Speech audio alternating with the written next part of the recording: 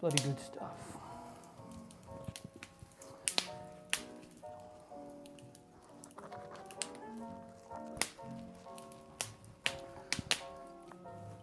Good evening, and welcome to this evening's entertainment and broadcast. It was a time of tension and trouble. Enrico Fermi had just discovered nuclear fission. A huge hurricane tore through New England, causing millions of dollars of damage. Superman made his first appearance in a comic book, and Germany had gradually become more aggressive and assertive in its political ambitions. The year was 1938. On October 30th, 1938, Orson Welles and the Mercury Theatre began to broadcast an adaptation of the H.G. Wells novel, War of the Worlds. This broadcast would become one of the most notorious and famous broadcasts in radio history. The broadcast began with a disclaimer, informing the audience that what was about to commence was merely a theatrical reimagining of the tale of War of the Worlds. Gifted orator and future film director Orson Welles then read a prologue, which was similar to the opening of the book. Then, a fictional news broadcast containing a weather report. This was then followed by an hour of music by Ramon Roquero and his live orchestra. It progressed like any other broadcast by the Mercury Theatre, with many people enjoying the music of the presentation until it was interrupted by a special news bulletin. A series of strange explosions have been witnessed upon the surface of Mars. Scientists are baffled as to their cause. Some speculate that it could perhaps be caused by life on the Red Planet, a notion completely dismissed by Princeton professor of astronomy Richard Pearson. The conditions needed for life on the planet of Mars simply do not exist, and the reports of life upon its surface are simply examples of spurious speculation and nothing more. The program then returned to the music for a few minutes until its next interruption. A strange meteorite has landed in Grover's Mill, New Jersey. Astronomer Richard Pearson is amidst the crowd observing the strange object. It's very difficult to make out the object, but we can see that it's a cylindrical in shape and clearly made from an unusual extraterrestrial metal. Wait! The top of the object is unscrewing, and a creature is exiting. It's horrifying! One of the police officers is offering a white flag of truce to the monster, and... Our apologies for the sudden cease of transmission. We are experiencing some technical difficulties with our field broadcasting equipment. We hope to restore it swiftly, folks, but in the meantime, there is no reason to panic.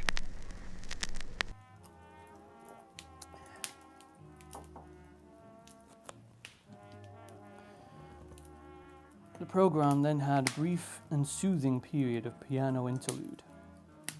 Pulses may have returned to normal, and panic momentarily reduced. In between the music, there were short updates on the amount and severity of casualties, and the difficulty of fire services to keep up with the chaos spreading throughout the New Jersey area. The music then faced another interruption. Having witnessed the Martian invaders up close, it's clear that they are far more technologically advanced. The overwhelming number of defending forces of the military should be enough to force the Martians into retreat. Amidst the smoke and chaos, a huge tripod is rising. It lifts what appears to be a terrible weapon, and At this point, the broadcast suddenly stopped. It was clear that the Martians were an invading force intent on the destruction of our world, beginning in New Jersey.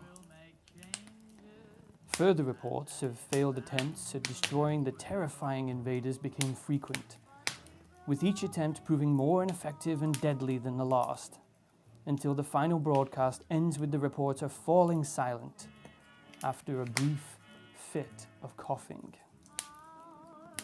Moments of silence are broken by a ham radio operator.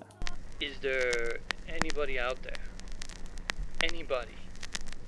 Anybody, please. There has to be someone left. Isn't there anybody left? At this point, Dan Seymour announced to the listening audience that this had been a dramatization of the work of H.G. Wells. This would be followed by a short message from Professor Pearson, in which he describes the invaders being defeated by a simple pathogen, against which the Martians had no immunity, and so would end the broadcast. But the story of the broadcast would continue.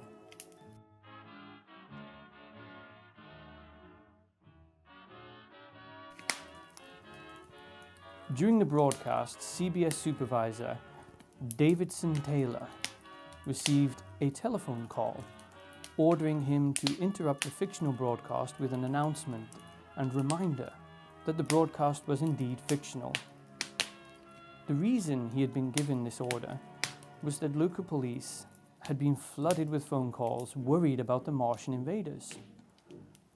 Actor Stefan Schnabel recalled how policemen had begun to fill up the broadcasting offices, demanding more information.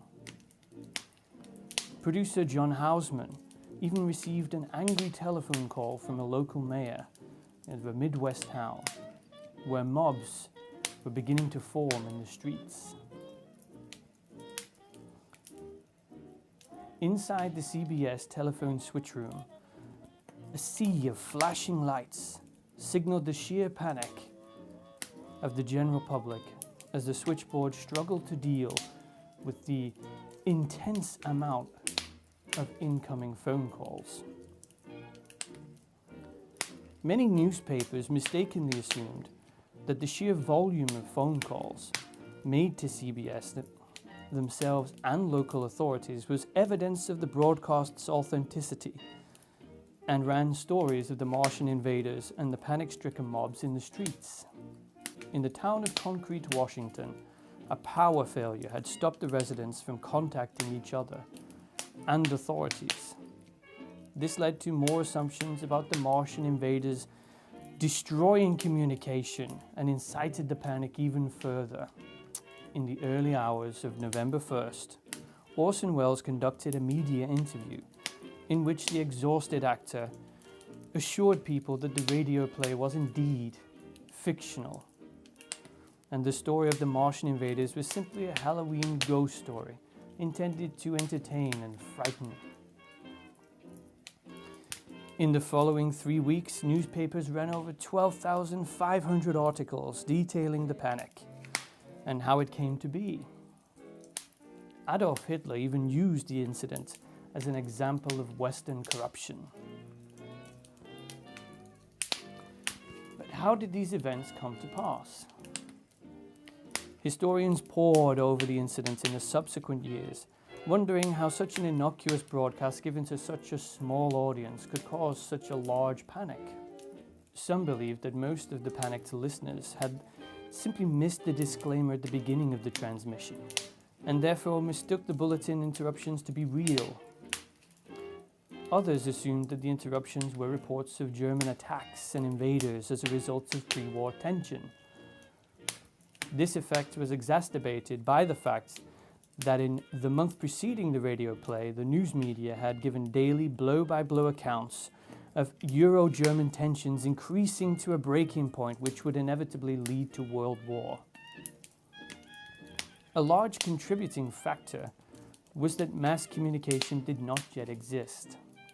Broadcast and print reporting was is still largely regional, with the exception of some national outlets.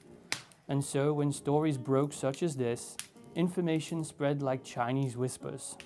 It was rarely verified due to the lack of objective and reliable information, meaning regional and local media relied on the emotionally exaggerated eyewitness accounts of the incidents, which was then filtered to the national outlets from the smaller regional ones, giving the impression of credible information.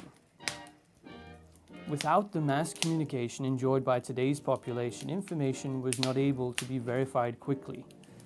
And newspapers, fearing missing the scoop, assumed the information being given to them was accurate in order to rush their papers to print with this sensational story. The truth of the matter is the panic was exaggerated by the very sources which reported it, and the scale of the incident was much smaller in reality. The fact that so many recall and discuss the incident as being a national panic, even today, only highlights how easy and simple it is for information to be manipulated and corrupted. It is the opinion of this humble narrator that the story of War of the Worlds is as relevant today as it was in yesteryear. For if we do not heed the mistakes which led to a simple fiction being taken as fact, and then later a simple story becoming mutated into a national incident, then we are doomed to repeat them in future. You may say that such a thing could not happen today, as we have 24-hour news, mass communication on a scale never seen before in history. But those organizations are simply echo chambers, designed to feed back palatable information to its target audience. That's you. Those platforms are simply soapboxes from which a person stands to regurgitate information to like-minded people. They are not places of education. They are not places in which you will see opposing or different perspectives. The message of this story and of this humble narrator is to always challenge information and demand that the truth be presented unedited, unfiltered, so that you may decide for yourself. Truth should always be gleaned, unearthed, and evidenced, and never assumed.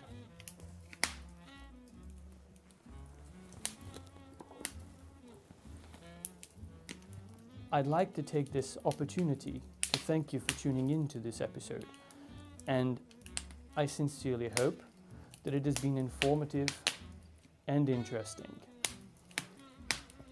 If you enjoyed this episode, then please don't forget to let me know.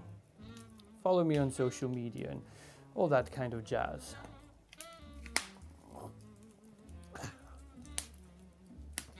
Ah yes, coming up shortly in the coming weeks, I have an episode where it is 1 year to the day from which I started this channel. I'd like to answer your questions, so please comment your questions at the bottom of this video, or find me on social media and send me your questions, and I will answer them on the show, and even give you a call out. Thank you very much for your time, and I will see you in a future broadcast.